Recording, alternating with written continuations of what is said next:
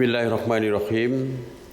Assalamualaikum warahmatullahi wabarakatuh dan salam sejahtera kepada seluruh rakyat Malaysia.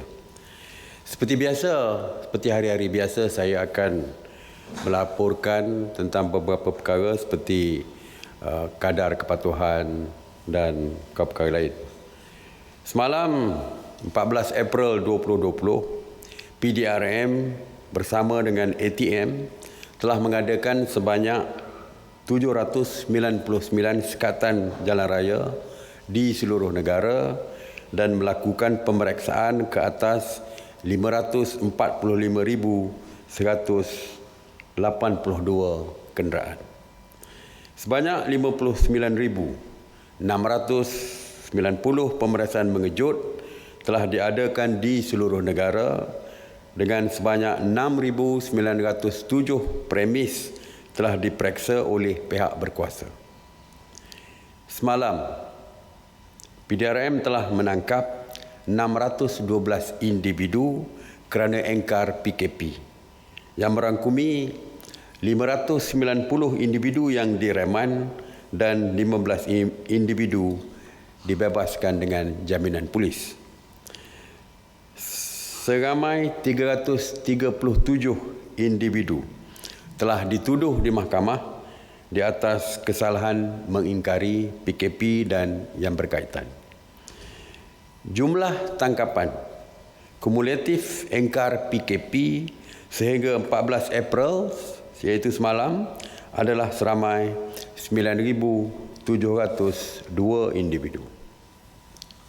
Seperti yang saya sebutkan, kerajaan pihak polis tidak lagi bertoleransi dengan mana-mana pihak yang masih berdegil dan gagal mematuhi PKP. Tindakan tegas terus diambil kepada sesiapa yang didapati tidak mematuhi arahan pihak berkuasa. Jadi kita sangat memerlukan kerjasama daripada rakyat. Sekarang timbul isunya oleh kerana terlalu ramai yang ditangkap, kita mengurangkan pemberian kompaun dan sebagainya. Bagaimana pula dengan apabila dibawa ke mahkamah, apabila dihukum penjara oleh mahkamah, maka timbul isu yang pernah dibangkitkan, iaitu mahkamah akan terlalu penjara akan terlalu sesak dan pastinya penjarakan sosial tidak dapat dilaksanakan. Oleh itu, mesyuarat semalam sebenarnya telah membuat keputusan, iaitu supaya Kementerian Dalam Negeri mewartakan 13 akademik penjara sebagai pusat tahanan yang baru untuk pesalah-pesalah yang engkar PKP dan yang berkaitan dengannya. Jadi, oleh kerana kita mempunyai 13 pusat akademi penjara yang akan kita tukarkan kepada penjara ataupun pusat tahanan kepada pesalah PKP, jadi kita boleh menyelesaikan isu yang berkaitan dengan penjarakan sosial dan sebagainya. Prosedur, walaupun di pusat akademi penjara sebagai pusat tahanan ini, peraturan dan undang-undangnya adalah sama saja dengan penjara biasa. Bukan bermakna bila masuk ke pusat penjara ni makanannya bermewah-mewah dan sebagainya, tidak lagi. Tidak. Ianya tetap mengikut SOP penjara biasa. Penjara biasa. Jadi perkara yang lebih detail tentang perundangan dan sebagainya akan dibincangkan bersama oleh pihak PDRM, Peguam Negara dan juga Jabatan Penjara. Op sanitasi awam masih kita teruskan seperti biasa. Selain daripada pemulihan oleh Kementerian Kesihatan, PKP dan juga tindakan polis untuk mencegah beredarnya rakyat terlalu bebas, dan tanpa sekatan dan sebagainya, kita menganggap sanitasi awam merupakan satu lagi kaedah yang dilakukan bagi mengurangkan penularan COVID-19 ini. Sebab itu kita memberi fokus kepada 3, iaitu Kementerian Kesihatan dari segi PDRM dan ATM, dari segi mengawal supaya tidak berlaku pergerakan yang bebas dan sebagainya, dan begitu juga dengan sanitasi awam supaya kita boleh mengurangkan penularan COVID ini. Jadi di bawah kesiliaan KPKT sejak 30 Mac sebanyak 1,871 operasi sanitasi awam dilaksanakan di 99 zon, termasuk di 26 zon merah.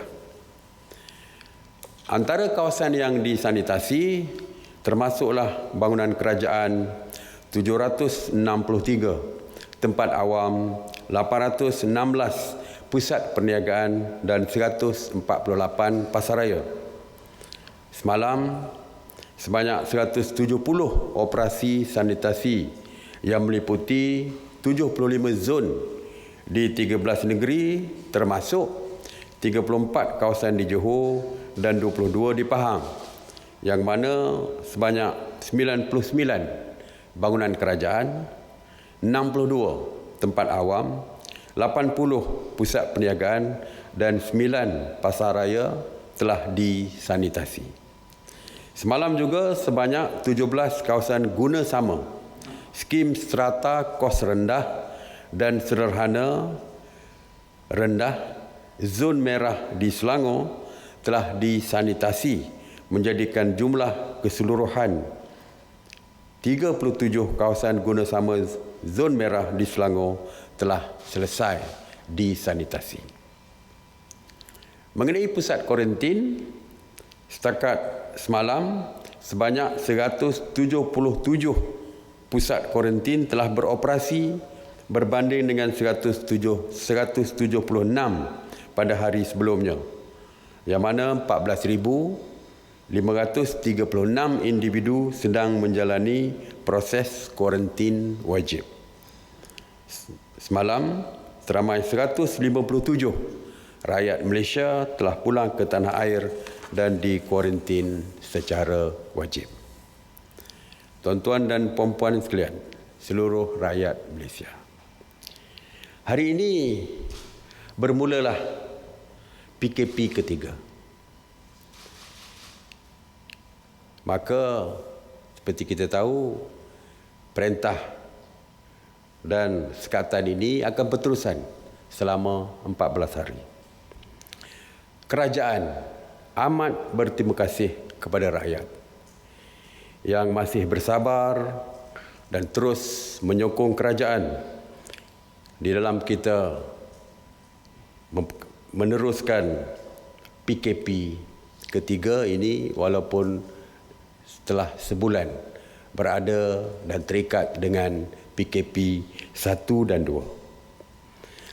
Saya mewakili kerajaan ingin mengucapkan setinggi-tinggi terima kasih kepada rakyat yang patuh kepada arahan PKP, dan kita mengharapkan supaya lebih kurang 3% yang masih belum patuh dan berdegil supaya patuh kepada arahan PKP ini. Kita juga ingin mengucapkan terima kasih yang tidak terhingga kepada petugas-petugas barisan hadapan ataupun frontliners yang terdiri daripada jururawat, doktor, kaki tangan hospital, PDRM, Angkatan Tentera Malaysia, APM, rela, petugas PBT, Jabatan Bomba dan Penyelamat, Jabatan Penjara,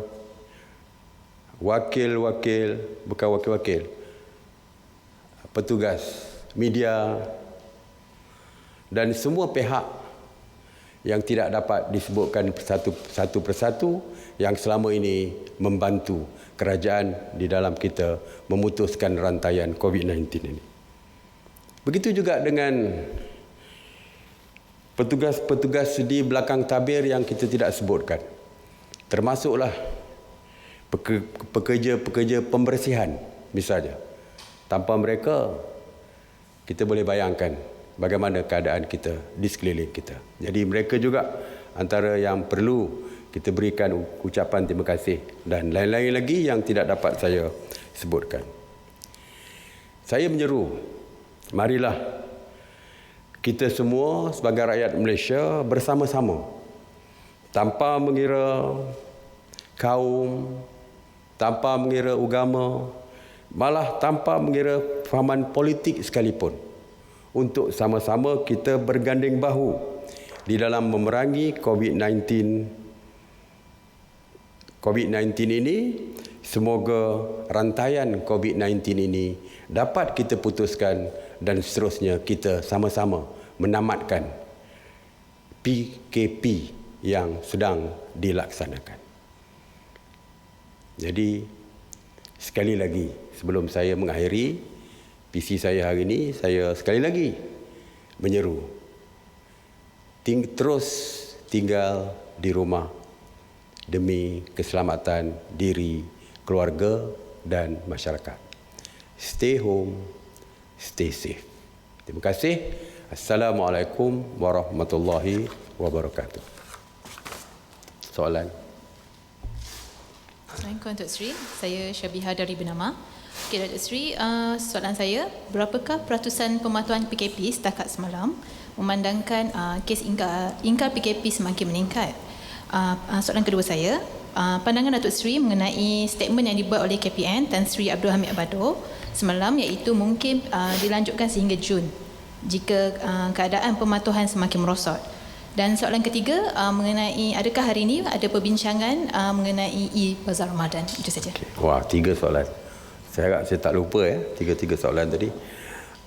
Pematuhan masih lagi di peringkat 97, ada kekurangan sikit. Kita tahu semalam banyak kereta yang bergerak jalan raya, tapi tidak menurunkan sehingga 1% dan sebagainya. Ya, di kawasan-kawasan tertentu kita dapati ada pertambahan kenderaan. Tetapi kita mengharap perkara itu tidak lagi berterusan kerana seperti saya sebutkan, tindakan polis kali ini adalah tegas dan tidak lagi bertoleransi ataupun berkompromi dengan sesiapa sekalipun. Tentang statement yang dibuat oleh Ketua Polis Negara, ya, ianya mungkin merupakan pandangan daripada beliau. Walaupun apa sekalipun keputusan sambung atau tidak, ianya terletak kepada nasihat daripada Kementerian Kesihatan. Dan seterusnya, bukan pasar Ramadan dah tidak ada ya, e-Bazar. Kita membincangkan tadi di dalam mesyuarat kabinet, yang kita benarkan setakat ini adalah order pesanan secara online dan dihantar ke rumah ataupun home delivery melalui e-hailing punya sistem ni. Ya, itu kita benarkan. Ada 2 lagi konsep yang dicadangkan, iaitu panggilan order dan pick ataupun mengambil di gerai-gerai yang disediakan. Dan konsep yang kedua adalah pandu lalu. Ada 2 konsep yang dicadangkan. Dan pihak kabinet meminta supaya perkara ini terus diperhalusi.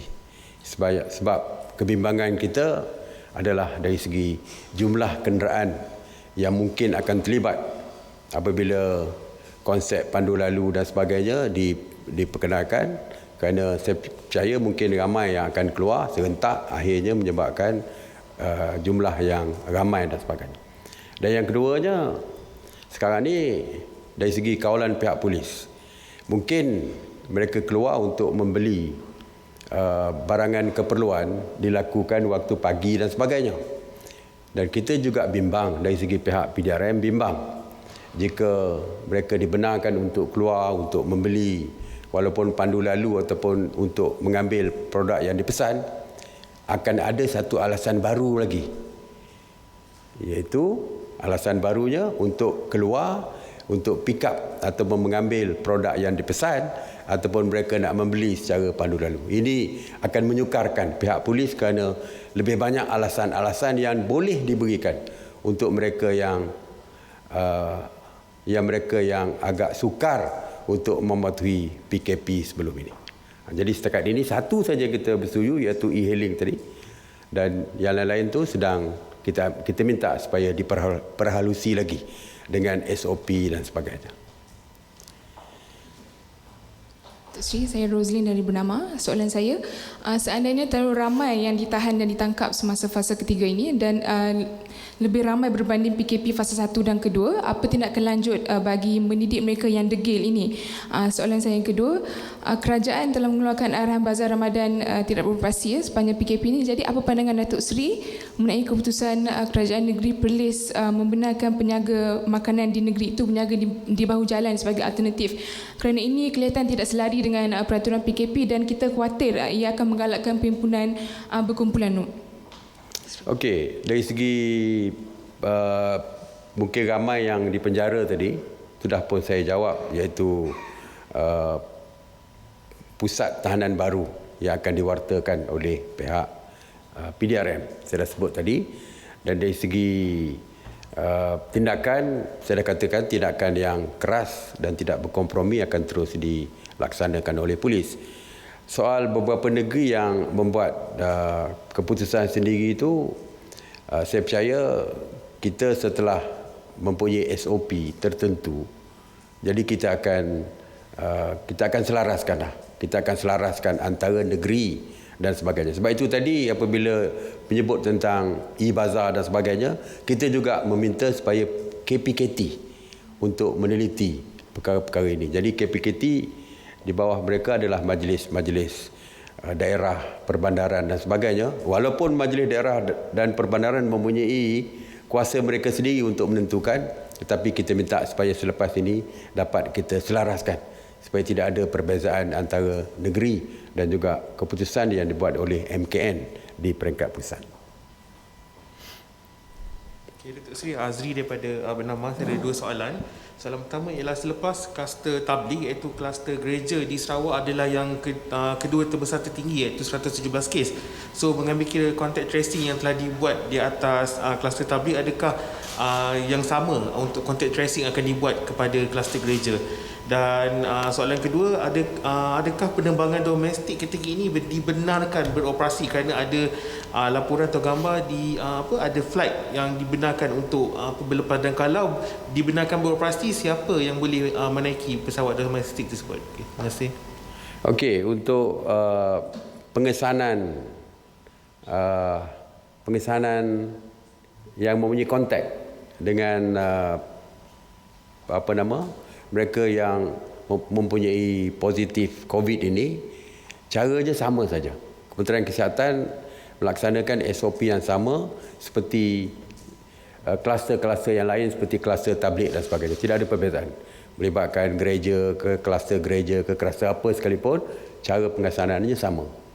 Dari segi penerbangan, yang saya tahu adalah penerbangan ke Sabah dan Sarawak telah pun diluluskan oleh Kementerian MOT ataupun Kementerian Pengangkutan.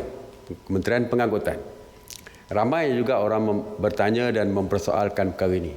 Sebenarnya saya suka nak maklumkan bahawa yang pertama, mereka yang dikuarantin awal dulu telah mula bukan dibebaskan. Kalau dibebaskan macam ditahan, maknanya mula boleh mereka boleh keluarlah daripada pusat kuarantin tersebut. Ada di antara mereka adalah daripada Sabah dan Sarawak. Jadi kalau kita nak buka 1 Mei penerbangan ke Sarawak, maka mereka masih terus kena tinggal di dalam negara. Jadi sebab itulah kita minta MAS berpandangan, Kementerian Pengangkutan juga setelah berbincang dengan kita, berpandangan bahawa perlu ada penerbangan pulang supaya mereka tidak perlu lagi dikuarantin kerana tamat 14 hari. Jadi mereka boleh pulang. Itu yang pertama. Yang keduanya, kita dah katakan bahawa mereka yang transit daripada luar negara mesti terus connecting flight untuk balik terus ke Sarawak atau Sabah dan dikuarantin di negeri masing-masing. Jadi ini juga untuk kita menyelesaikan isu penumpang-penumpang yang transit ini.